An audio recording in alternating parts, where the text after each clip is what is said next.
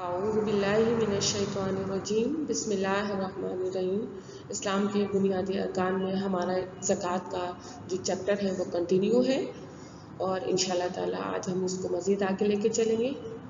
تو آغاز کرتے ہیں ٹاپک سے جو ہمارا زکوٰۃ کا ٹاپک ہے۔ آج کا جو عنوان ہے وہ ہے زکوٰۃ نہ دینے والوں کے لیے وعید، یعنی بری خبر۔ اس وعید کے بارے میں اللہ تعالیٰ نے قرآن پاک میں ارشاد فرمایا کہ جو لوگ مال جمع کر کے رکھتے ہیں اور انہیں اللہ کی راہ میں خرچ نہیں کرتے، انہیں دردناک عذاب کی وعید سنا دو۔ یہاں پہ کن لوگوں کے بارے میں بات ہو رہی ہے؟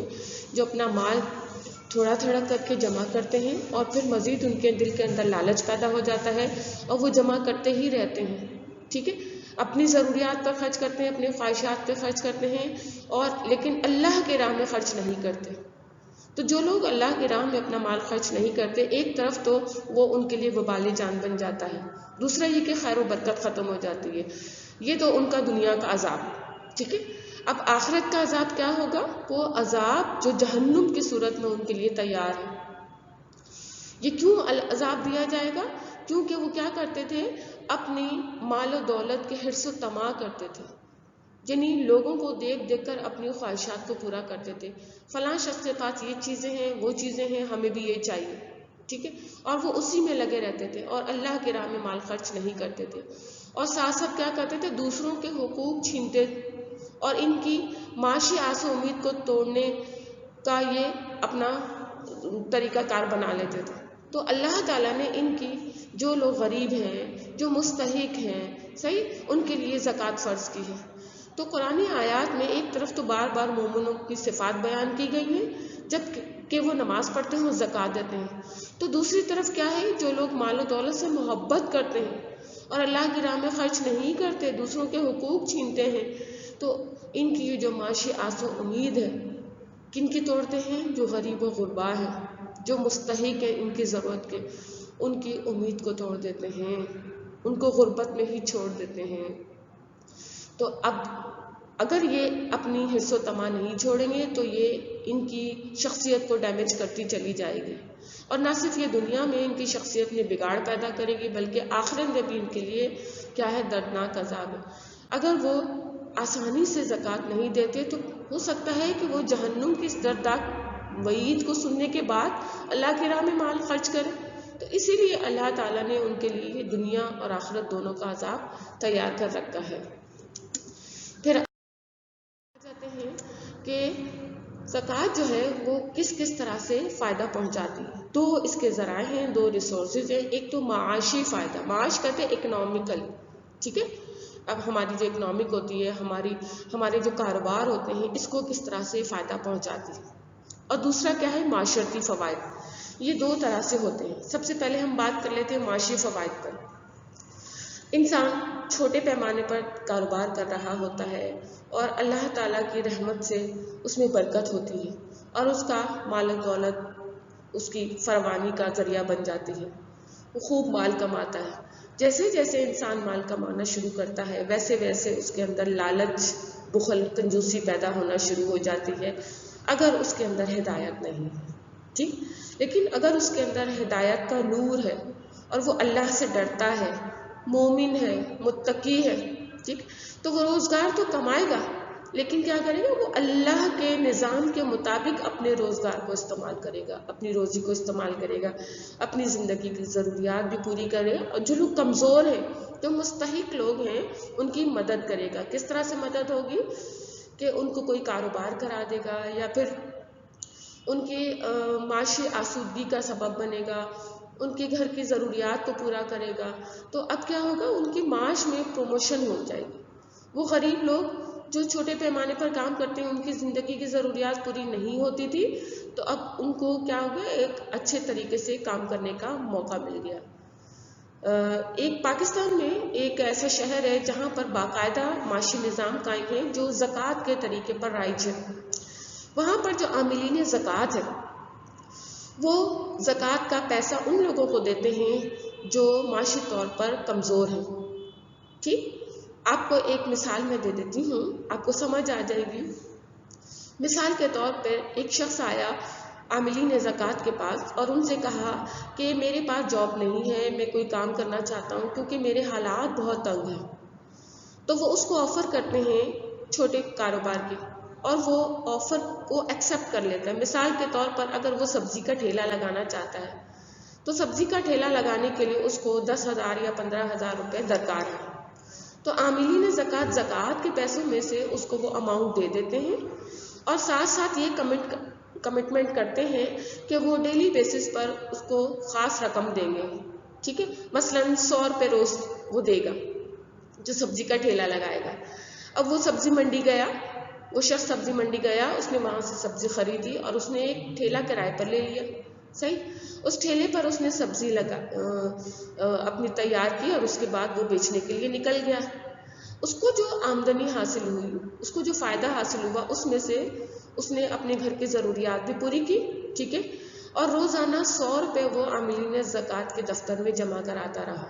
ٹھیک ہے، یا زکوٰۃ جو کلیکٹرز ہوتے ہیں وہ خود وصول کرنے جاتے ہیں ان کے پاس، وہ 100 روپے روزانہ دیتا رہا. اس طرح اس کا قرض بھی اترتا گیا اور اس کا کاروبار بھی بڑھتا گیا. چند ہی مہینوں میں اس کا سارا قرض اتر گیا، اب وہ قرض سے آزاد ہو گیا اور معاشی طور پر کیا ہو گیا؟ مضبوط ہو گیا، مستحکم ہو گیا. تو زکوٰۃ کیا کرتی ہے؟ انسان کے معاش کو پروموٹ کرنے کا بہترین ذریعہ ہے. کسی کو منتھلی بیسس پر یا ڈیلی بیسس پر مدد کرنے سے زیادہ بہتر ہے کہ اس کو کاروباری لیول پر لا کر اس کو چلنا سکھا دیا جائے، یعنی اس کو اپنے پیروں پر کھڑا کر دیا جائے تاکہ وہ اپنے کاروبار کو چلا سکے. اچھا، جب یہ معاشی فائدہ حاصل ہوتا ہے، اب معاشرے میں کیا چیز پیدا ہوتی ہے؟ امن اور سکون پیدا ہوتا ہے. انسان کو مال کی ضرورت ہوتی ہے زندگی گزارنے کے لیے، اپنے گھر کو چلانے کے لیے، اپنے گھر کے نظام کے سسٹم کو بہتر بنانے کے لیے اس کو پیسوں کی ضرورت ہوتی ہے.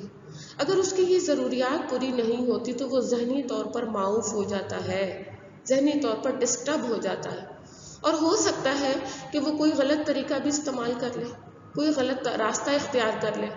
چوری یا ڈکیتی یا کسی کا مال ضبط کرنا، یہ کس وجہ سے ہوتا ہے؟ کیونکہ اس کو مالی تنگی ہے، اس کو اپنے گھر کی ضروریات پوری کرنی ہے، تو وہ اپنے گھر کی ضروریات غلط طریقے سے پوری کرتا ہے. تو اگر اس کو یہ معاشی سپورٹ مل جائے تو پھر کیا ہوگا؟ اس کی یہ ضروریات پوری ہوگی، اپنے گھر والوں کے تمام حقوق کو ادا کر سکے گا، اس کو یہ پریشانی لاحق نہیں ہوگی. اگر انسان معاشی اور معاشرتی طور پر خوشحال ہوتا ہے تو اس کی زندگی میں امن اور سکون آتا ہے. لیکن اگر معاشرے میں غربت و افلاس پھیلی ہوئی ہو تو دیکھیں آدھے سے زیادہ عوام اسی میں پریشان حال ہوتی ہے، اور یہ غربت اور افلاس انسان کو غلط راستوں پر لے جاتی ہے. لہٰذا اللہ تعالیٰ نے یہ جو زکوٰۃ کا نظام قائم کیا ہے اس کے بے تحاشا فوائد ہیں. ٹھیک ہے، اور یہ فوائد کیا ہوتے ہیں؟ یہ رابطے کا ذریعہ بنتے ہیں، معاشی رابطہ اور معاشرتی رابطہ. یہ کنیکشن کس سے جڑتا ہے؟ ان امیر لوگوں سے جن کو اللہ تعالیٰ نے زکوٰۃ دینے کا ذریعہ بنایا ہے. ٹھیک ہے، اللہ تعالیٰ نے ان کو وہ مال دیا ہے جو وہ اللہ کی راہ میں خرچ کرتے ہیں. تو لہٰذا دولت مند لوگوں کا رابطہ کس سے ہو جاتا ہے؟ یہ معاشی طور پر جو تنگی میں ہوتے ہیں ان سے بھی ہو جاتا ہے، اور معاشرتی طور پر ان کی کوآرڈینیشن مضبوط ہو جاتی ہے، بانڈنگ ہو جاتی ہے. ایک ہی خاندان میں اگر امیر اور غریب لوگ ہوتے ہیں تو ایک دوسرے کی مدد کرتے ہیں، تو اس طرح معاشرے میں بھی مضبوطی آتی ہے اور ان کے خاندان میں بھی خوشحالی پیدا ہوتی ہے. تو یہ خوشحالی معاشی طور پر اور معاشی طور پر حاصل کرنے کے لیے ہمیں اللہ کے اس نظام پر فوکس کرنا ہے اور اپنے فرائض کی ادائیگی کرنی ہے انشاءاللہ تعالی. پھر آ جاتے ہیں کہ انسانی زندگی پر زکوٰۃ کے جو اثرات ہوتے ہیں یہ کون کون سے ہوتے ہیں. اس پہ ہم بات کرتے ہیں. پہلا جو ہے وہ ہے انفرادی اثرات. یہ کس کے اوپر ہوتے ہیں؟ انسان کی اپنی ذات پر، اپنے کردار پر. انسان کے اندر کیا کیا کوالٹیز پیدا ہوتی ہیں انشاءاللہ تعالی اس پر بات کریں گے. تو اللہ نے یہ خوبیاں انسان کے اندر کیوں رکھ دی ہیں، اس کے پیچھے کون سے ذرائع ہیں، وہ ہے زکوٰۃ. پھر جو دوسرا ذریعہ ہے جہاں انسان کے اندر انفرادی خوبیاں پیدا ہوتی ہیں، کوالٹیز پیدا ہوتی ہیں، اس کا اثر معاشرے پر پڑتا ہے، اور یہ معاشرہ کیا ہوتا ہے؟ اجتماعیت پر مبنی ہوتا ہے. تو انسان کی زندگی پر یہ انفرادی اور اجتماعی اثرات جو پڑتے ہیں اس کو الگ کر کے انشاءاللہ تعالی ہم دیکھ لیتے ہیں. بات کرتے ہیں انفرادی اثرات پر۔ اللہ تعالیٰ نے ہر انسان کی نیچر میں دولت کا حصول رکھا ہے، ٹھیک؟ انسان چاہتا ہے کہ اس کے پاس مال ہو اور وہ خوشحال ہو، اس کی زندگی میں آسانیاں پیدا ہو، ٹھیک؟ ان آسانیوں کو حاصل کرنے کے لیے وہ اپنی زندگی کا 80% حصہ اسی پر لگا دیتا ہے، مال کو کمانے پر لگا دیتا ہے۔ اس مال میں سے جب انسان اللہ کی راہ میں خرچ کرتا ہے تو یہ انسان کی شخصیت کو پروموٹ کرتا ہے، انسان کی شخصیت میں پازیٹیوٹی پیدا کرتا ہے، اور انسان کا بحیثیت مسلمان، ایک کلمہ گو مسلمان کے اندر یہ جذبہ پیدا ہوتا ہے کہ وہ اپنے مال کو اللہ کی راہ میں خرچ کرے۔ تو دیکھیں یہ انسان کی روحانیت کو بڑھاتی ہے، انسان کے اندر وہ اچھی اچھی خوبیاں پیدا کرتی ہے جو اللہ تعالیٰ کو مطلوب ہے، اور ساتھ ساتھ کیا ہوتا ہے، انسان کے نفس کی اصلاح ہوتی ہے۔ انسان کا جو نفس ہے وہ خواہشات کا مجموعہ ہے، اور خواہشات انسان کو رانگ وے پر لے جاتی ہیں۔ اگر یہ خواہشات انسان کو رانگ وے پر لے جائیں تو وہ نفس امارہ کے راستے پر چل پڑتا ہے، اور نفس امارہ کیا ہوتا ہے؟ مسلسل برائیوں کی طرف راغب کرنے والا نفس۔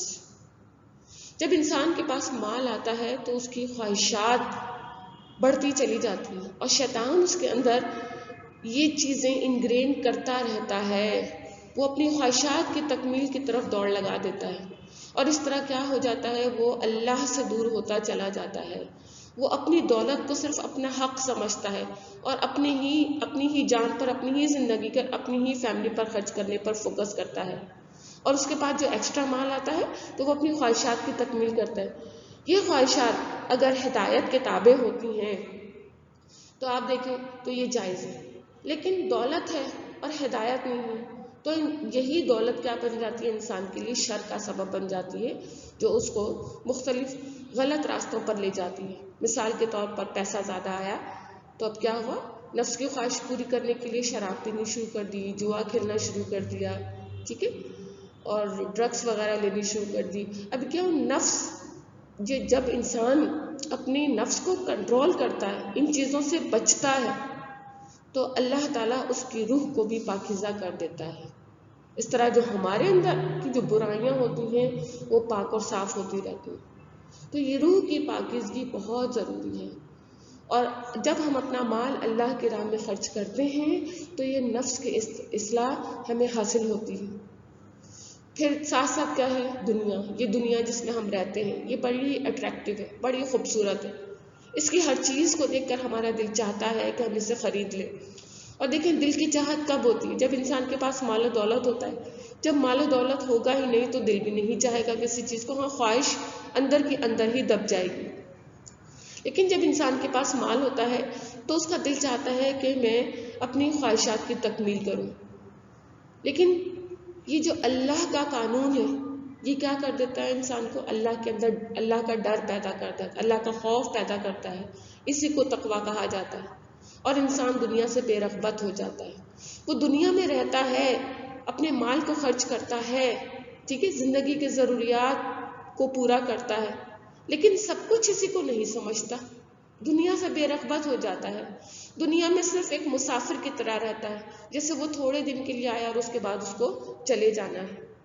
تو جب انسان اللہ کے راہ میں اپنا مال خرچ کرتا ہے تو وہ دنیا کو دکھانے کے لیے نہیں کرتا، بلکہ صرف اور صرف اللہ کی خاطر اپنا مال لوگوں پر خرچ کر رہا ہوتا ہے۔ جب یہ مال اللہ کے راہ میں خرچ کرتا ہے تو اب کیا ہوتا ہے، مال کی پاکیزگی اس کو حاصل ہوتی ہے، اس کا بچا ہوا مال پاکیزہ ہو جاتا ہے، جس میں اللہ تعالیٰ برکت پیدا کرتا ہے اور اپنی رحمت سے اس کے مال کی نشو و نما کرتا ہے۔ تو یہ مال کی پاکیزی کا جذبہ یہ بہت ضروری ہے۔ اللہ کی راہ میں مال خرچ کرتے وقت اس کے دل میں یہی خیال آتا ہے کہ میرا رب میرے مال کو پاکیزہ کر دے گا، اور اللہ کی راہ میں خرچ کرنا وہ اپنا فرض سمجھتا ہے، اور ساتھ ساتھ اس کو کس بات کا احساس ہوتا ہے، کس بات کی خوشی ہوتی ہے کہ میں اللہ کے حکم پر عمل کر رہا ہوں، جو اللہ نے مجھے حکم دیا اس پر عمل کر کے، اس کی تعمیل کر کے، اس کو مکمل کر کے وہ دل میں خوشی محسوس کرتا ہے۔ یہ خوشی اس کی روح کو اور اس کے ضمیر کو مطمئن کرتی ہے، اور اس کو ذہنی اور روحانی سکون حاصل ہوتا ہے۔ اللہ کے حکم پر عمل کر کے وہ شکر ادا کرتا ہے کہ اللہ تو نے مجھے اس قابل بنایا کہ میں اس فرض کی ادائیگی کروں، اور اپنا مال نہ صرف وہ اپنے گھر والوں پر خرچ کر کے ذہنی سکون حاصل کرتا ہے بلکہ اپنے مسلمان بھائی کی ضروریات کو پورا کر کے بھی اس کی روح کو سکون ملتا ہے۔ یہ روحانی سکون اور جذبات پھر اثر انداز ہوتے ہیں معاشرے پر، اور پھر کیا چیز پیدا ہوتی ہے؟ اجتماعی اثرات پیدا ہوتے ہیں۔ جب وہ اپنے معاشرے میں نکلتا ہے، لوگوں کے ساتھ اٹھتا بیٹھتا ہے، اس کا امپیکٹ، اس کا اثر باہر کے لوگوں پر بھی پڑتا ہے۔ اب یہ اثرات کیسے ہوتے ہیں؟ جس معاشرے میں زکوٰۃ کا نظام قائم ہوتا ہے، مجموعی طور پر لوگ زکوٰۃ دیتے ہیں، ہر مالدار شخص زکوٰۃ کی ادائیگی کر رہا ہے، اور عاملین زکوٰۃ کی ٹیم جو ہے وہ پراپر طریقے سے اپنا کام کر رہی ہے، مستحقین کو زکوٰۃ پہنچا رہی ہے، تو اب دو چیزیں پیدا ہوگی، معاشی اور سماجی عدل کا قیام۔ معاشی جیسا کہ میں نے آپ کو بتایا اکنامکلی ہوتا ہے، اور سماجی یہ معاشرے کو کہا جاتا ہے جو لوگ ضرورت مند ہیں ان تک وہ مال پہنچ جاتا ہے۔ عدل کیا ہوتا ہے؟ حقدار کو حق دے دینا۔ زکوٰۃ چونکہ حق ہے غریبوں کا اور ان کمزور لوگوں کا جو معاشی طور پر ویک ہے، ان کا حق ہے، تو لہٰذا اب کیا ہوتا ہے، زکوٰۃ جب ان تک پہنچتی ہے تو معاشرے میں عدل کا نظام قائم ہوتا ہے جس کا حکم اللہ تعالیٰ نے دیا ہے۔ اور اس کے بعد ساتھ ساتھ کیا چیز پیدا ہوتی ہے؟ طبقاتی کشمکش۔ اس کو سمجھ لیتے ہیں یہ کیا ہوتی ہے۔ طبقات کہتے ہیں لیولز کو۔ ایک ہمارا طبقہ ہے امیر لوگوں کا اور ایک ہے غریب لوگوں کا۔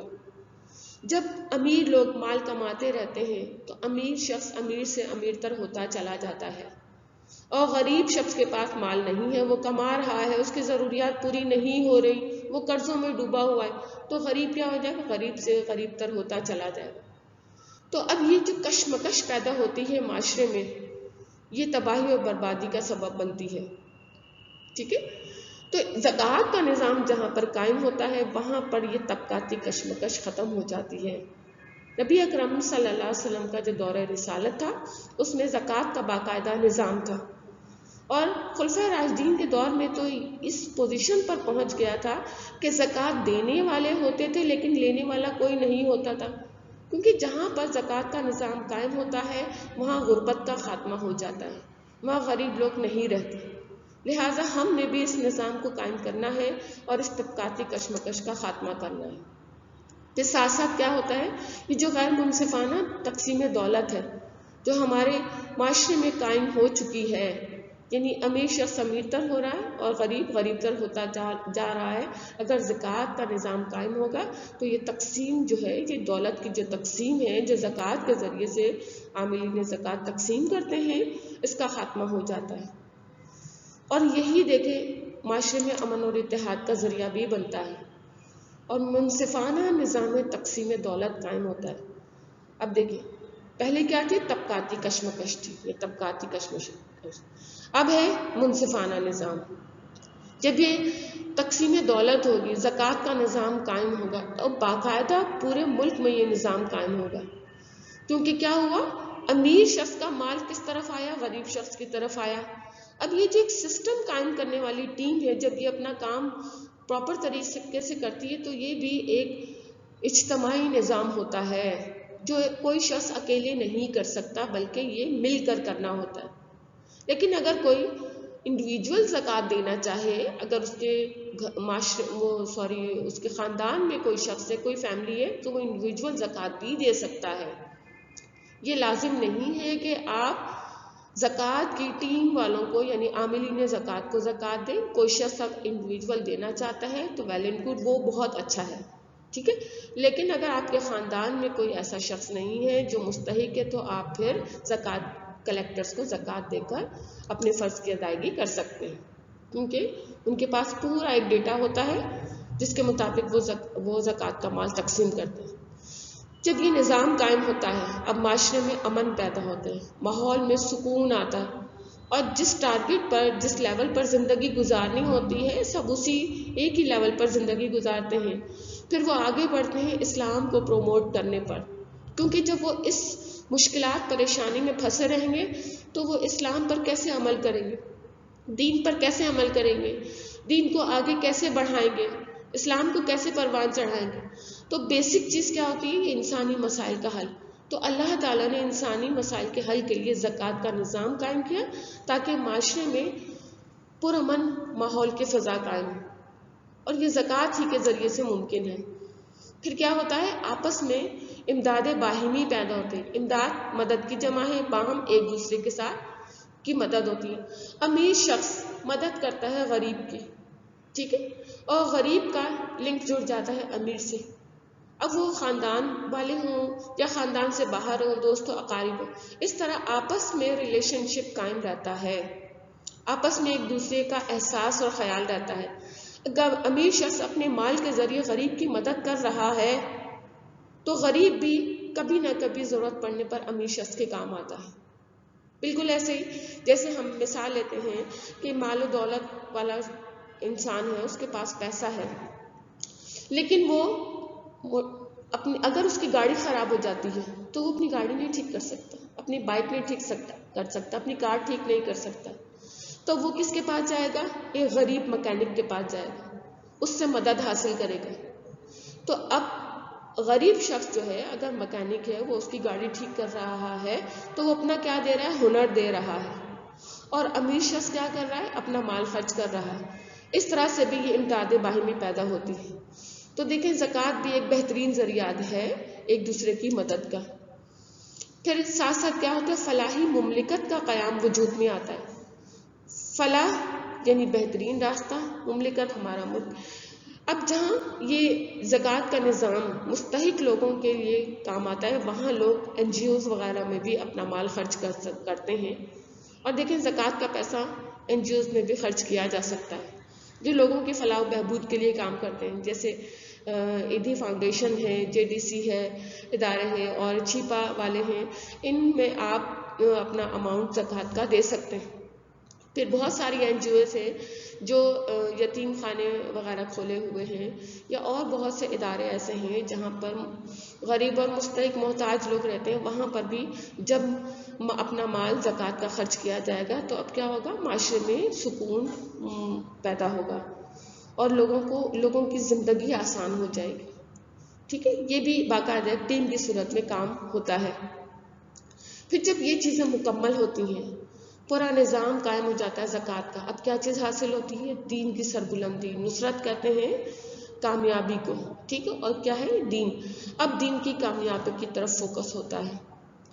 جب یہ تمام ضروریات ہماری پوری ہوں گی، زندگی کی بیسک نیڈس ہماری پوری ہوں گی، تو فوکس کس کی طرف آئے گا؟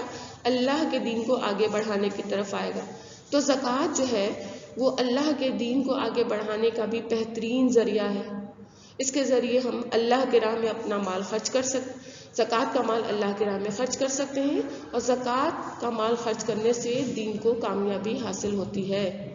اور یہ جو کامیابی ہے یہ اسلام کی نہیں بلکہ ہماری بھی کامیابی ہے. چلے آج کا یہ ٹاپک مکمل ہو گیا. انشاءاللہ تعالیٰ پھر نئے چیپٹر کے ساتھ ملاقات ہوگی. اس وقت تک کے لیے اللہ حافظ. السلام علیکم ورحمۃ اللہ وبرکاتہ.